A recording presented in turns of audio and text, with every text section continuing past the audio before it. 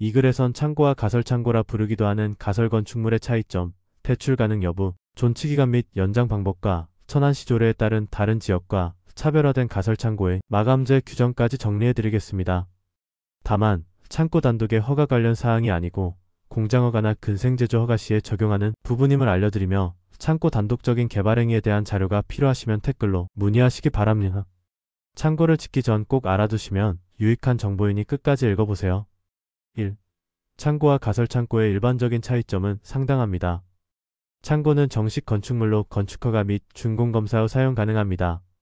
건축물 대장에 등록되어 영구적인 사용이 가능하며 별다른 존치기간 등이 없고 은행 담보대출이 가능하며 마감재 규제 역시 비교적 자유로운 정식 건축물입니다.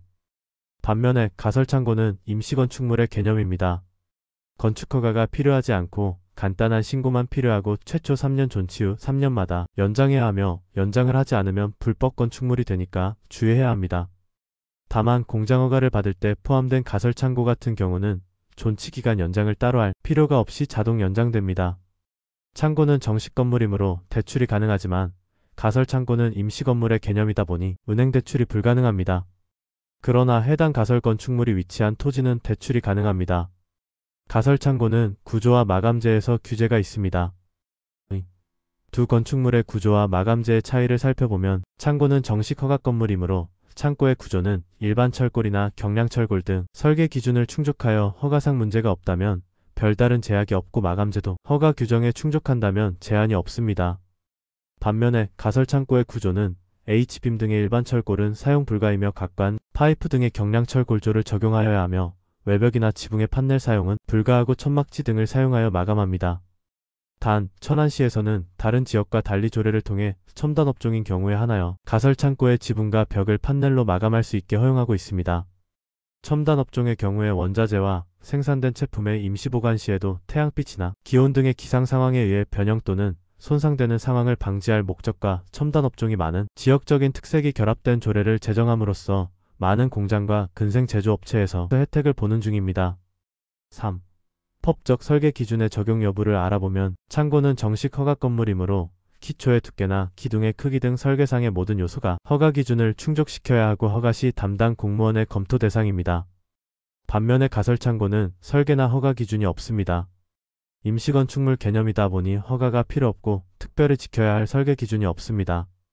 극단적으로 표현하면 경량철 골조 구조의 마감재, 그리고 다음에 나오는 이격거리와 높이 규정만 지키면 건물의 크기나 기둥의 간격, 마감재의 두께 등은 건축주가 하고 싶은 대로 하는 게 가설창고입니다.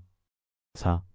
두 건축물의 이격거리 제한에 대해 알아보면 창고는 건축법 시행령의 적용을 받으며 인접 건물의 높이와 인접한 도로의 폭에 따라 그 경계에서 0.5m에서 1.0m 이상 이격해야 합니다.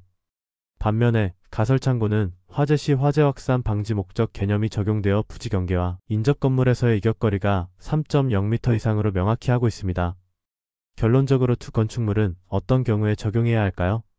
창고가 적합한 경우는 장기적으로 창고를 운영할 계획이고 은행 대출을 받아 창고를 짓고 싶으며 구조적으로 검토된 설계에 의해 법적으로 안정적인 건축물을 원한다면 창고로 허가를 진행하시면 됩니다. 가설창고가 적합한 경우는 차후 불필요할 경우 철거 시의 행정 절차가 비교적 간단하고 부지가 여유는 있지만 건폐율이 꽉 차서 창고로 정식 허가를 받을 수 없는 경우지만 창고 시설이 필요할 때나 퇴출이 거의 불가하므로 예산상의 여유가 있을 때 진행할 수 있을 겁니다. 공사비 측면에서도 상당한 비용을 아끼실 수 있을 겁니다. 추가적인 힌트로 마무리하면 첨단 업종이 아닌 상태에서 건폐율은 꽉 찼는데 판넬로 마감한 창고는 더 필요한 상황에서 눈으로 보이는 주차장이나 야적장이 쓸데없이 크다면 방법이 있으니 연락 주시면 알려드리겠습니다. 알려드린 내용들은 지역이나 상황에 따라 달리 적용되거나 다른 규정이 적용될 수 있으니 깊이 있는 진행은 반드시 전문가의 조언을 받아야 함을 알려드리며 천안 지역에서의 일반적인 사항을 알려드렸습니다. 혹시 더 궁금한 점이 있다면 댓글로 남겨주세요. 도움이 되셨다면 구독과 댓글도 부탁드립니다.